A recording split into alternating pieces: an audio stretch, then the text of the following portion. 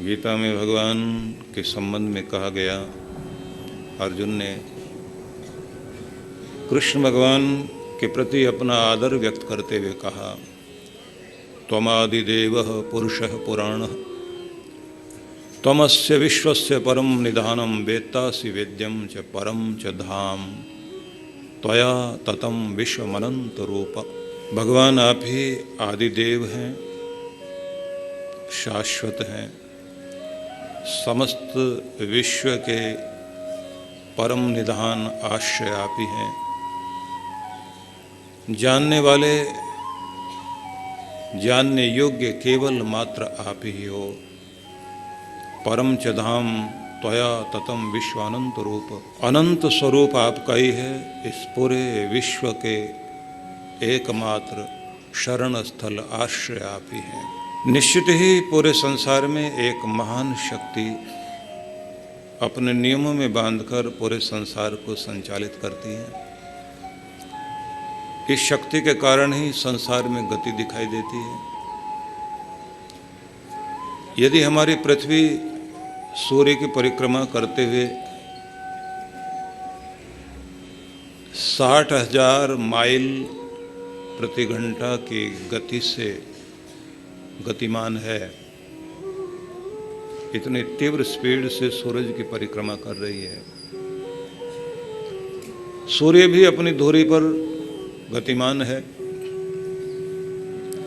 समस्त ग्रह नक्षत्र इतनी तीव्र गति से परिक्रमा कर रहे हैं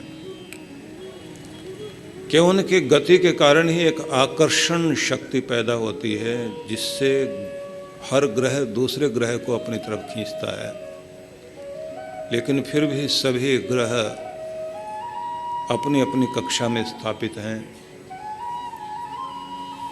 कितने सारे ग्रह नक्षत्र हैं, हम लोग कल्पना करें तो हमारी कल्पना छोटी पड़ जाए। एक आकाश गंगा में 2 करोड़ सूर्य हैं और एक सौरमंडल का 27 नक्षत्र और समस्त ग्रहों को संचालित करने के लिए केंद्र बिंदु बनता है सूरज। मतलब हमारी पृथ्वी का एक सूरज है और उस सूर्य के द्वारा ये 27 नक्षत्र, 9 ग्रह, इनके द्वारा हम सभी अनुपोषित हैं, जीवन की प्रक्रिया चलती है। तो जहाँ 200 करोड़ सूरज एक ही आकाश गंगा में हैं, तो कितनी सारी पृथ्वी होंगी। और ऐसी 2 खरब आकाश गंगाओं के विषय में अभी तक साइंटिस्ट लोगों को जानकारी मिली है। तो इससे आप ये अंदाज लगा सकते हैं कि कितनी आकाश गंगाएं हैं और कितने सूरज हुए, फिर कितनी पृथ्वी हुई, और ये कितनी कितनी दूरी पर हैं। अभी तक जो आकाश को नापने के लिए विज्ञान वेत्ताओं ने अपनी दूरी की कल्पना की है, उसमें प्रकाश वर्ष आता है। प्रकाश वर्ष में भी आप अगर देखें तो 1 मिनट में 1,86,000 किलोमीटर की स्पीड से ये प्रकाश गति करता है। आपका सूर्य आपसे कितनी दूरी पर है? 8 मिनट 18 सेकंड लगते हैं धरती पर प्रकाश आने में सूरज के। मैं कोई बहुत बड़ी गणना आपके सामने नहीं बताऊंगा, सार में ये बताना चाहता हूँ कि आप देखिए कि इतने सारे ग्रह नक्षत्रों को जो अपने व्यवस्था में बांधे हुए है, वो शक्ति कौन है और गिनती कैसे करता होगा, कहाँ बैठकर व्यवस्था बनाता होगा। इसलिए भगवान को सर्वशक्तिमान कहा जाता है कि जो अपना कार्य करने में कभी किसी की सहायता नहीं लेता। मनुष्य का कोई भी कार्य दूसरे के सहयोग के बिना हो ही नहीं सकता। इसलिए मनुष्य अल्प शक्तिमान तो हो सकता है, सर्वशक्तिमान नहीं हो सकता। इसलिए यदि हम लोग एक रोटी भी खाएंगे तो वो रोटी भी हमारे तक पहुंचने के लिए एक नहीं हजारों हाथ लगते हैं, तब जाकर एक रोटी हमारे हाथ में आती है। कौन किसान कहाँ अन्न को उत्पन्न करेगा? उस अन्न को उत्पन्न करने के लिए भूमि चाहिए, हल चाहिए, बैल चाहिए। फिर जो हल बना है वो कौन से कल कारखाने में बना, कहाँ से किस खदान से लोहा निकला, किस मार्केट से कैसे होते हुए हल आया, उसके बाद आपका अन्न होगा। अन्न में हाथ लगते लगते मंडी तक पहुँचते पहुँचते फिर आटा चक्की में पीसने के बाद आप तक पहुँचने में हजारों हाथ लगते लगते फिर आपके तवा परात को बनाने में कितने कितने हाथ लगे, और किसने वो गैस का सिलेंडर आपके घर में पहुंचाया, गैस कहाँ से निकले और किस तरह से रोटी बनी, और फिर जिस थाली में परोसी गई वो थाली कहाँ से आई, कितने लोगों ने उसे बनाया। उसके बाद चम्मच से तोड़कर दाल खाई और रोटी तोड़कर मुंह में लगाई, हजारों लोगों ने हाथ लगाया तब रोटी मिली। अब इससे आप ये कल्पना कर सकते हैं कि आपको एक टुकड़ा खाने के लिए भी हजार लोगों का हाथ चाहिए, लेकिन परमात्मा अपना काम करने में किसी का हाथ नहीं साथ नहीं लेता, अपना काम स्वयं करता है। वही आर्किटेक्ट है, वही ठेकेदार, वही मजदूर, वही इंजीनियर, वही सब कुछ, वही योजना बनाता, वही सब कार्य करता है, लेकिन सब स्वचालित प्रक्रिया से संचालित होता है, गतिमान होता है। ये उसका चमत्कार है। इसलिए उस परमात्मा के नाम अनेक हो सकते हैं, पूजा करने की पद्धतियां अलग अलग हो सकती हैं, लेकिन पुकार सुनने वाला, प्रार्थना सुनने वाला, सबकी झोली भरने वाला एक ही है, और एक परमात्मा सब जगह सबके अंदर विराजमान है। ऐसा अद्भुत है वह। इसलिए हर व्यक्ति यही कहता है कि मेरी ही विधि सबसे सही है, जैसे भगवान से पूछ के आया हो कि बस मैंने जो विधि बताई वही सबसे सही है। असल में तो हमारे सारे मंत्र और सारे शब्द बाहर रह जाते हैं, परमात्मा तक पहुंचता है हमारे हृदय के अंतर से उठता हुआ प्रेम। मंत्रों के माध्यम से, विधि के माध्यम से प्रकट होने वाला प्रेम ही भगवान तक पहुंचता है। सारे शब्द यहीं रह जाते हैं और सारी ध्वनियाँ यहीं रह जाती हैं। इसलिए आप ज़रा सोच के देखिए कि अगर गूंगा प्रार्थना करेगा तो कौन सी भाषा में करेगा? जो परमात्मा चींटी के चलने की आवाज़ को भी सुनता है, तो तुम्हें तो बोलने की भी आवश्यकता नहीं, तुम्हारे हृदय में जैसे हिलोर उठती है उससे पहले ही उसको पता लग जाता है। इसलिए ध्यान रख लीजिए, शब्द तो बाहर रह जाते हैं। पूरी दुनिया में इस बात का झगड़ा है, भगवान संस्कृत में सुनेगा, उर्दू में सुनेगा, अरबी में सुनेगा, हिब्रू में सुनेगा, जर्मन में सुनेगा, इंग्लिश में सुनेगा। हर कोई यही कहता है मेरी भाषा में भगवान सुनता है, बाकी के दूसरे की भाषा में तो नहीं सुनेगा। परमात्मा एक ही भाषा सुनता है और वो प्रेम की भाषा है। हृदय से प्रकट करके देखिए, वहाँ तक पहुँचेगी जरूर। इसलिए ये सारी चीज़ों में, इन झगड़ों में मत पड़ जाना। लोगों ने देश का, काल का, समय का, व्यक्ति का, भाषा का, रंग का, न जाने कितने कितने तरह के वर्ग भेद पैदा करके इंसान को इंसान से दूर कर दिया है। इसलिए लोग भगवान के निकट होने की स्थिति में पहुंचते पहुंचते भी दूर हो जाया करते हैं। इसलिए आपसे निवेदन करना चाहता हूं कि वह परम सत्ता जिसका कोई रंग रूप नहीं है, जो असीम है, सीमाओं से रहित है, जो अनंत है, जिसका कोई अंत नहीं है, जो अनादि है, जिसका कोई आदि नहीं है, जो सबका आधार है लेकिन उसका कोई आधार नहीं, ऐसा परमात्मा सर्वत्र है, दयालु है, कृपालु है, सबका माता पिता बंधु सखा सब कुछ है। जितने प्रेम से आप पुकार लोगे उतने ही आप उसके निकट हो जाएंगे। और बिल्कुल ये भी बात सच है कि भगवान सबका बराबर है, एक जैसा ही है, लेकिन जो जितना ज़्यादा प्रेम से अधिकार जमा ले उतना ही उसका ज़्यादा हो जाता है, उतना ही निकट हो जाता है। ये आपकी मर्जी है, आप कितने प्यार से पुकारते हैं और कितना हक जमाते हैं। हक जमाना सीख जाइए। किसी के 3 बच्चे हों, तीनों के तीनों कहते हों मेरे पिता मेरे पिता, पिता तो ये कहेंगे हूँ तीनों का ही। अब कोई कहे कि किसका ज़्यादा है, जो ज़्यादा प्रेम से अधिकार जमा ले उसी का ज़्यादा है। इसलिए ये समझ लीजिए हर किसी का भगवान है, लेकिन अधिकार जमाना सीख जाइए। अधिकार और किसी रास्ते से नहीं बनता, वहाँ पर किसी की शक्ति नहीं चलती, लेकिन प्रेम ही अधिकार बनाता है। इसलिए उस प्रेम के माध्यम से ही अपने परमात्मा की कृपाओं को प्राप्त कर सकते हैं। तो कहा गया है कि त्वम आदि देव पुरुष पुराण, तुम ही आदि देव हो। कृष्ण भगवान को माध्यम बनाकर अर्जुन ने कहा, पर उस परम सत्ता के प्रति इशारा किया है जो सर्वत्र है, सबका है और सबको संचालित करता है, सबकी व्यवस्था करता है।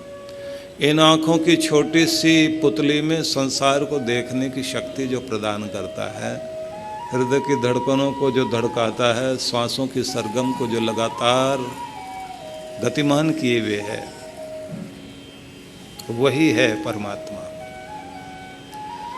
कितने कितने तरह के फलों को उत्पन्न करता है और वही षड रस, 6 प्रकार के रसों से, खट्टा, मीठा, चरपरा, तीखा, सभी तरह के रस लेकर भगवान इन फलों को बनाता है। लेकिन कमाल यह है कि सभी फलों का स्वाद अलग अलग है। आप जरा सोच के देखिए कि 400 प्रकार तो आम के हैं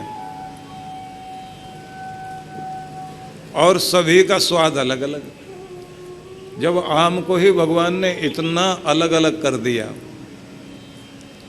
मलेशिया में हम लोग थे, वहाँ के घर में एक आम का पेड़ उगा हुआ था जिसमें एक साइड में फल पके हुए थे, दूसरी तरफ फूल आ रहा था, बोर आया हुआ था।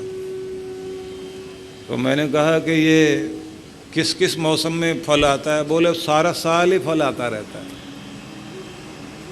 तो ये 400 प्रकार तो इंडिया के हैं। अगर आप अपने आसपास के देशों में देखें, वहाँ और भी वैरायटी है, कितनी तरह के फल फूल हैं। 10-12 साल के बाद यूके में, इंग्लैंड में एक फूल खिलता है, 3 मीटर का डाया है उसका, ऊंचाई लगभग 8-10 फुट, बिल्कुल छतरी की तरह का है। और जब खिलता है तो लोगों की भीड़ लग जाती है उसे देखने के लिए। कितने बड़े से बड़े फूल हैं और कितने छोटे से छोटे फूल हैं।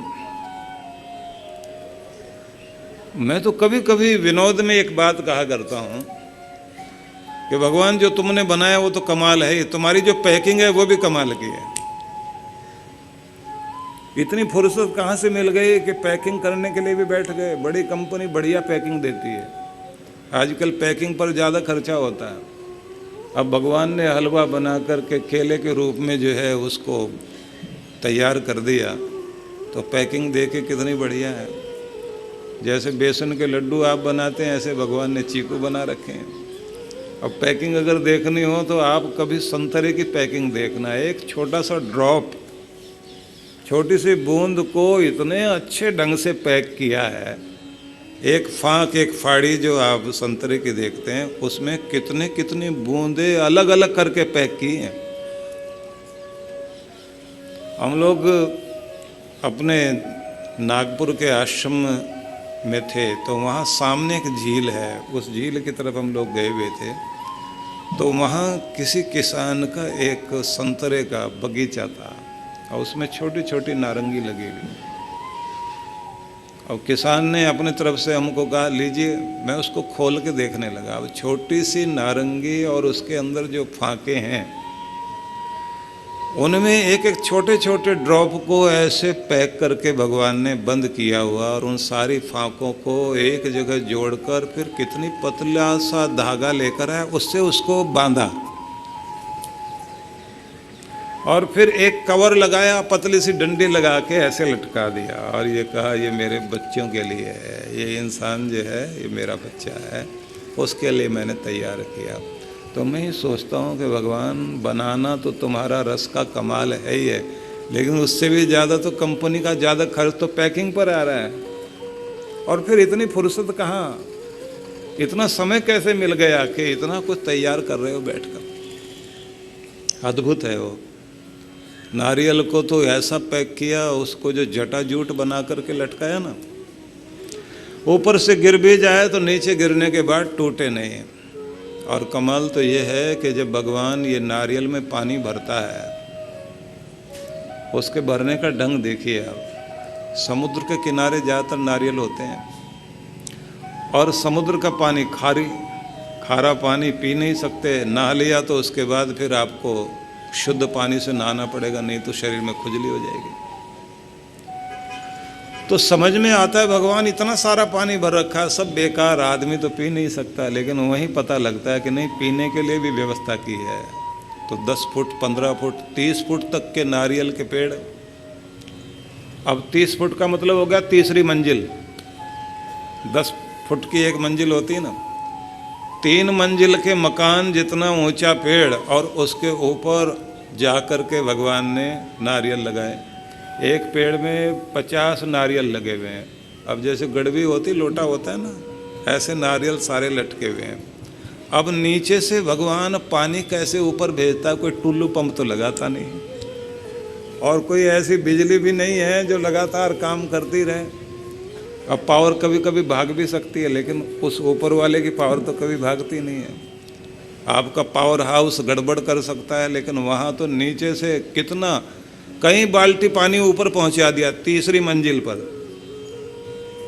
और उसके बाद भी कमाल ये है कि ऐसा हलवाई है, कितनी चीनी डालनी, नाप तोल कर, बड़ा नपातुला हाथ है उसका, उतनी चीनी डालकर उस नारियल में पानी भरा और ऐसा एनर्जी ड्रिंक बनाया कि जब आप उसे खोल करके पीते हैं, किसी को ग्लूकोज चढ़ाओ, जो ताकत उससे आएगी उससे ज़्यादा ताकत नारियल पीने से आ जाएगी। इसलिए कुछ और करो ना करो, आप नारियल ज़रूर पी लिया करो, बहुत सही चीज़ है।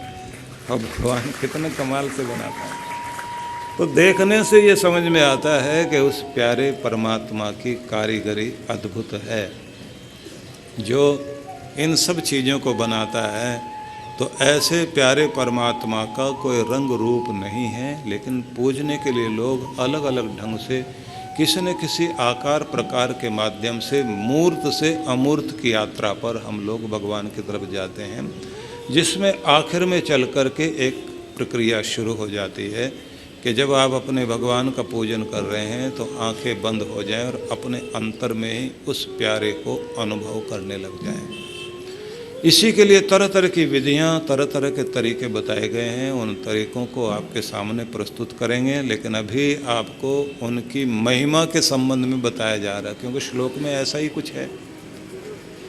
मैं श्लोक की व्याख्या कर रहा हूँ। श्लोक में यही समझाया गया है कि वह परमात्मा जो आदिदेव है, पुराण और शाश्वत है, सबसे पुराना,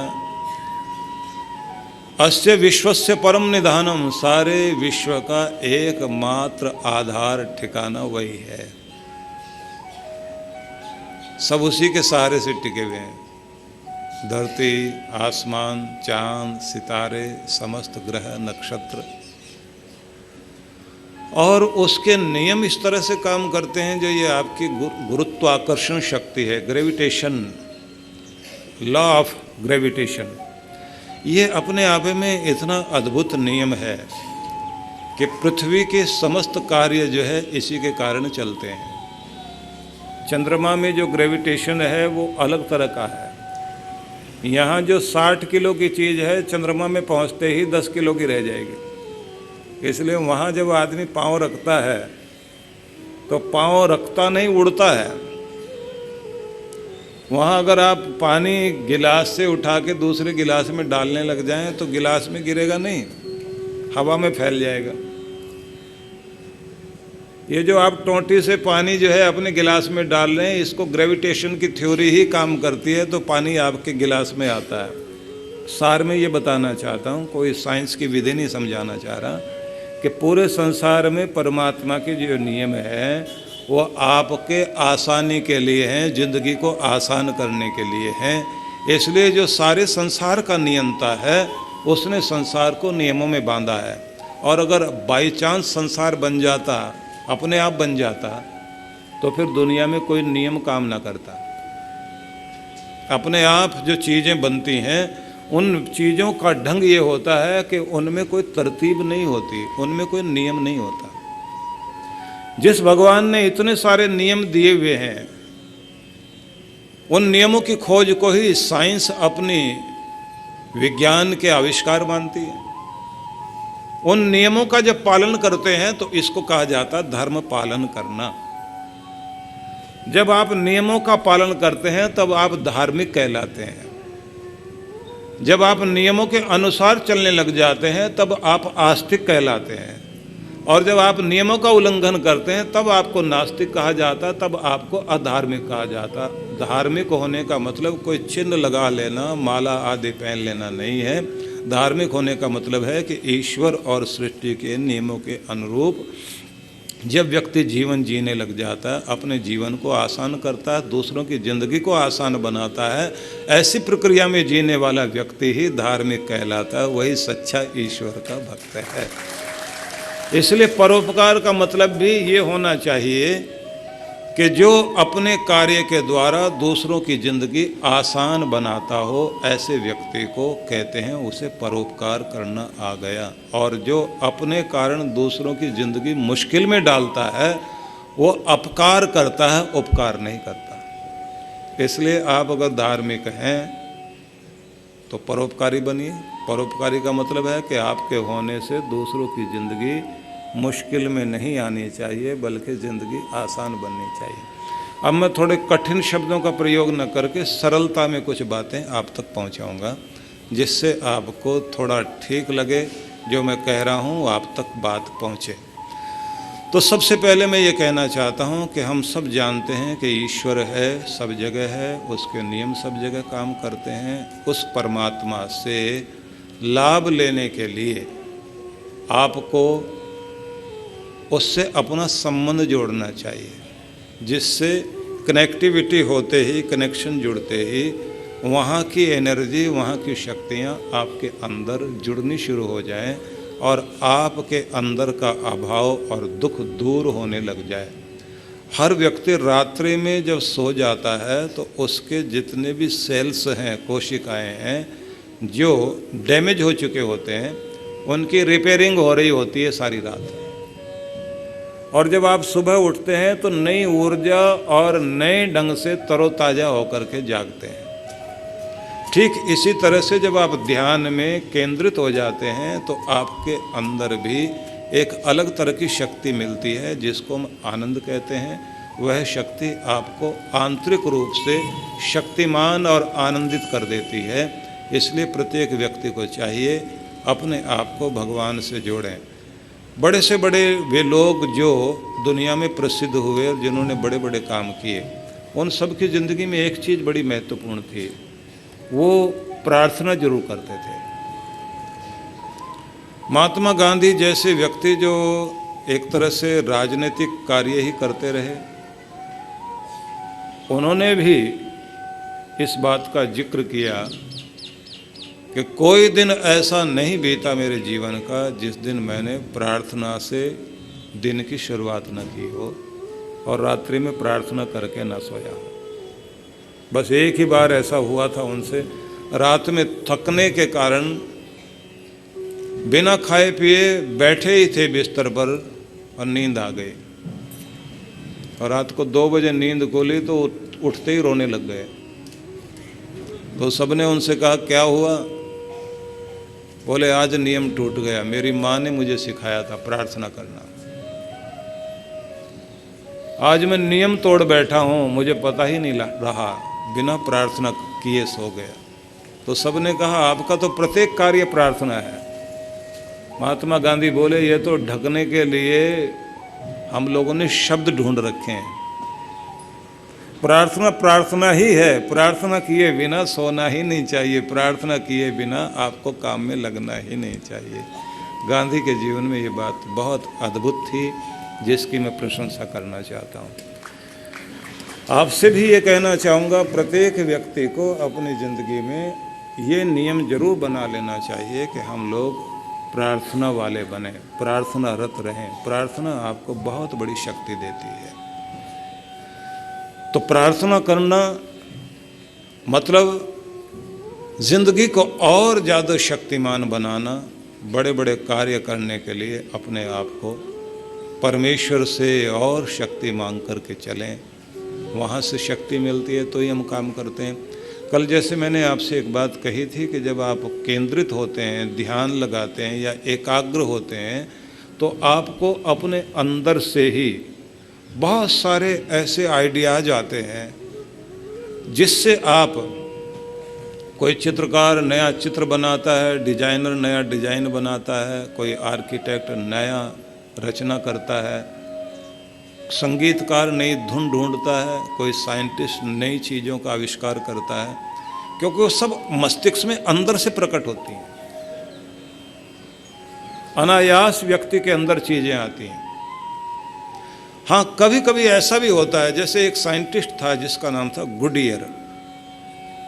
गुडियर जो है रबड़ पर कार्य कर रहा था। बहुत दिमाग में जोर लगा लिया कि मुझे कोई रबड़ को, टायरों के लिए रबड़ तैयार करनी थी, कि ऐसी सख्त रबड़ के लिए क्या केमिकल मिलाऊं कि वैसी रबड़ बन सके। वो बहुत कोशिश करता रहा, दिमाग लगाता रहा, काम बना नहीं। एक साइंटिस्ट के तो जीवनी में पढ़ रहा था जिसमें लिखा है कि उस व्यक्ति को सपने में संकेत आया था कि इस चीज को ऐसे करना चाहिए, और गुडियर के सामने घटना घटी कि उसका जो लैंप था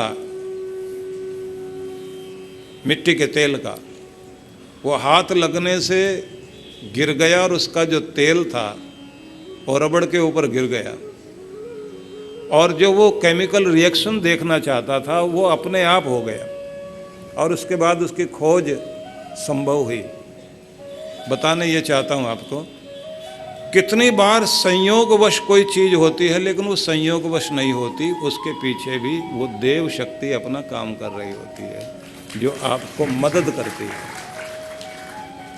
कभी वो शक्ति आपको सपनों में बता देती है, कभी वो शक्ति ऐसे ढंग से काम करती है कि आपके मस्तिष्क में एकाएक बिजली की कौंद की तरह से कोई नई चीज़ समझ में आती है और आप वो कर लेते हैं।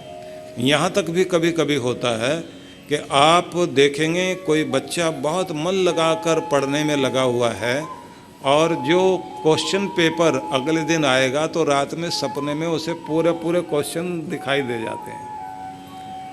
सारे प्रश्न जो हैं उसके सामने, प्रश्न पत्र के सारे प्रश्न जो हैं पूरे के पूरे 10 अगर आ रहे हैं तो 7-8 तो पूरे वैसे के वैसे दिखाई देते हैं कि ये आने वाले हैं।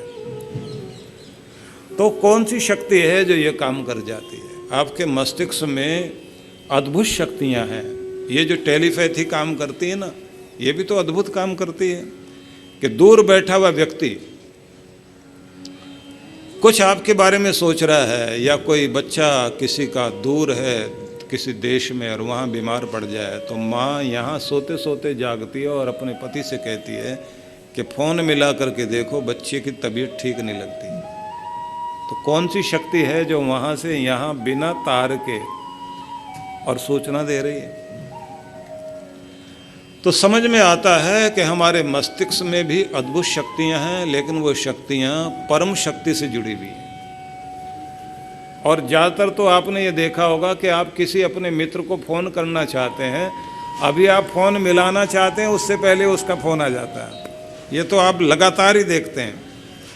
ऐसा क्यों होता है? क्योंकि जब आपके मस्तिष्क में विचार आया था तो आपके मस्तिष्क की विचार तरंगें उसके मस्तिष्क तक जाकर टकराकर आ गई, और उन्होंने ये कह दिया कि बात करनी है। तो आप मिलाते फ़ोन या फिर उसने मिला दिया? उससे पहले मस्तिष्क ने फ़ोन वहाँ तक भेज दिया था।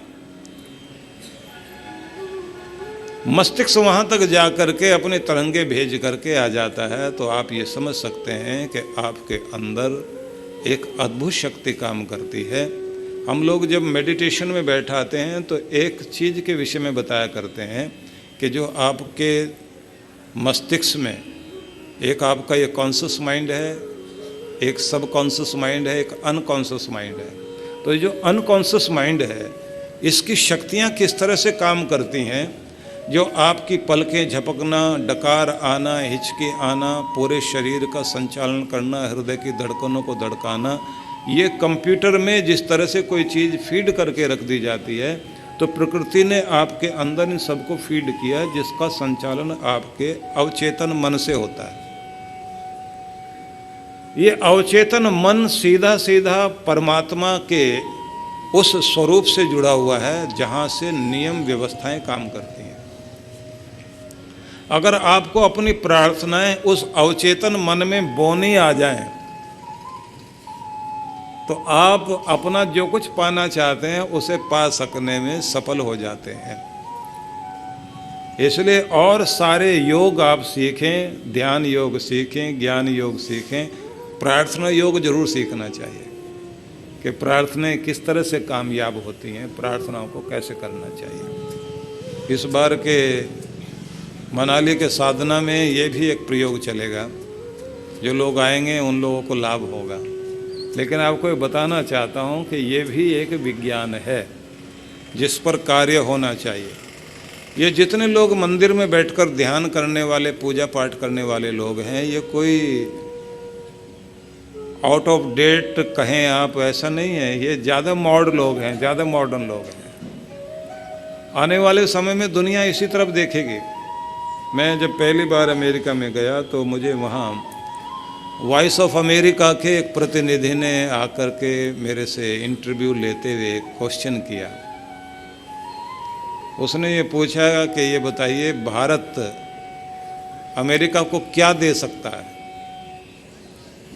तो मुझे लगा ये उल्टा सवाल कर रहे हैं, पूछना ये चाह रहे होंगे कि अमेरिका भारत को और क्या दे सकता है।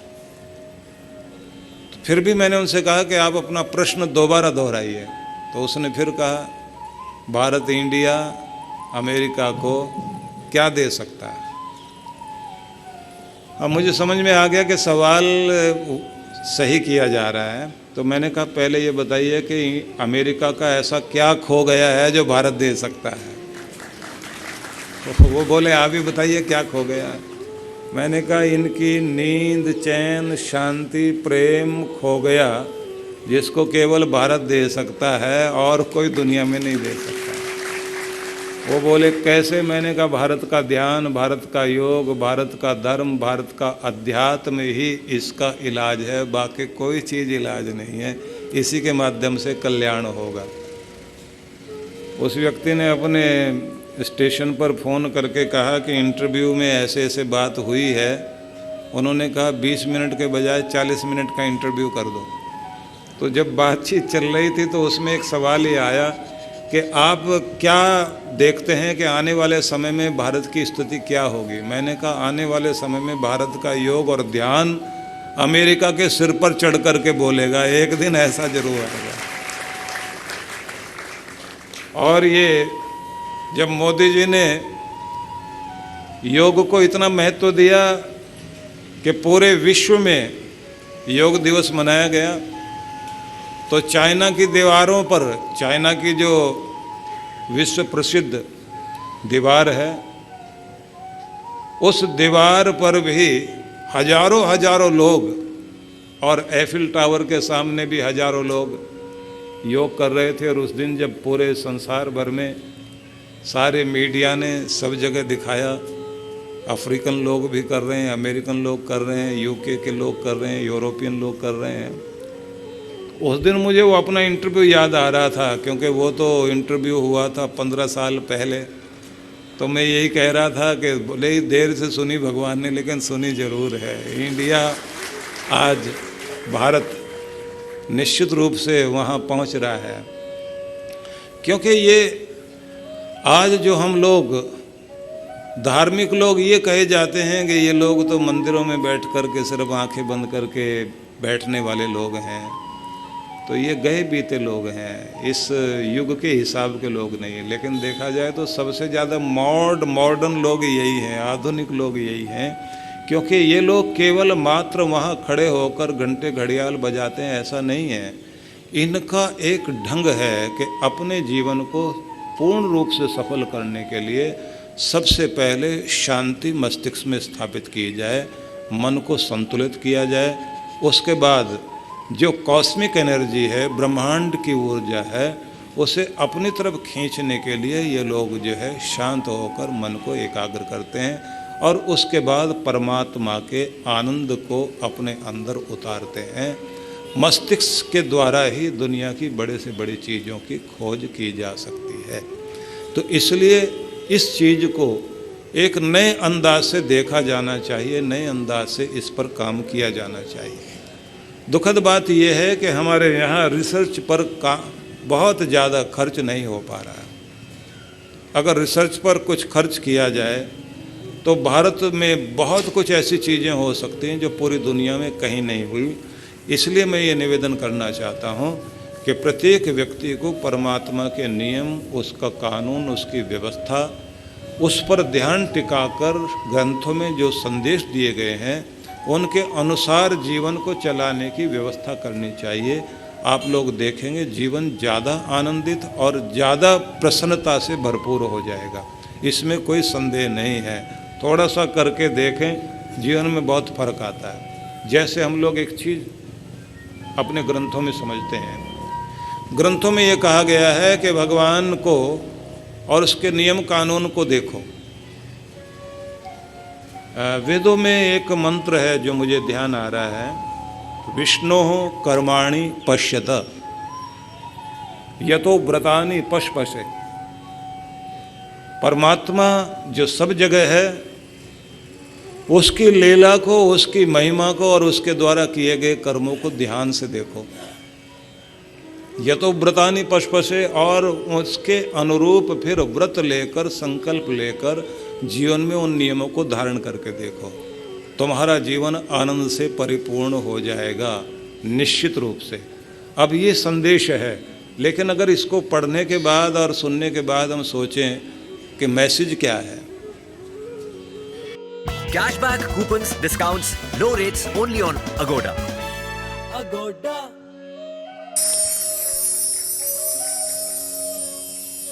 प्रार्थना से बढ़कर कोई शक्ति नहीं है। टूटते हुए मन को,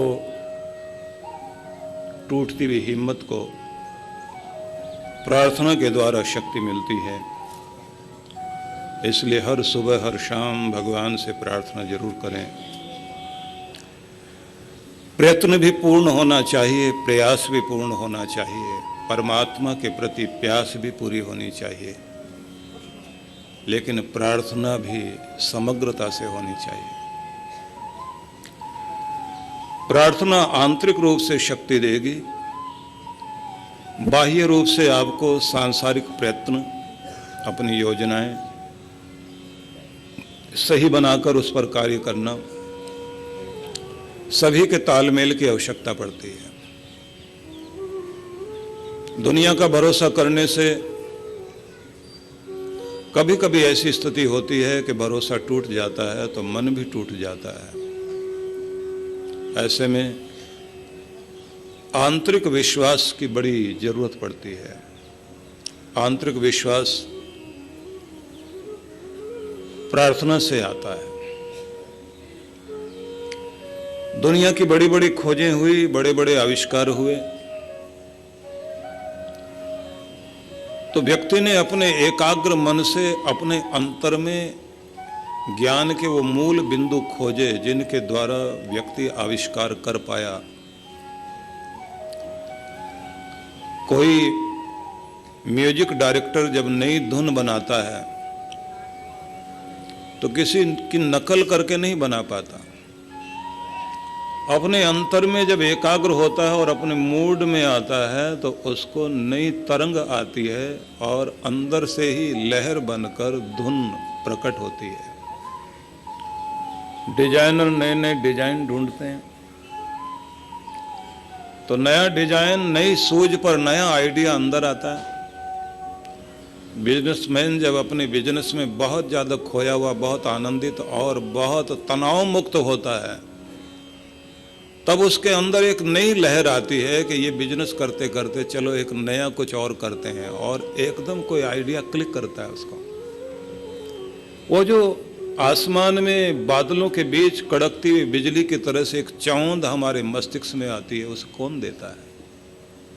जो नया आइडिया आता है, नया विचार आता है, नई तरंग आती है, उसे हम अपने अंतर से ही पाते हैं। और वो एक छोटा सा आइडिया ऐसा क्लिक कर जाता है जिसके कारण एक साधारण सा आदमी सबसे आगे पहुंच जाता है। इसलिए पिछले दिनों भी आप लोगों ने देखा था कि एक व्यक्ति 250 रुपये का मोबाइल फोन बेच रहा था। आइडिया आया, कितने करोड़ों रुपए एक साथ आकर जमा हुए। अजीब बात तो ये रही, सैकड़ों करोड़ तो विज्ञापन से ही मिल गए उस व्यक्ति को।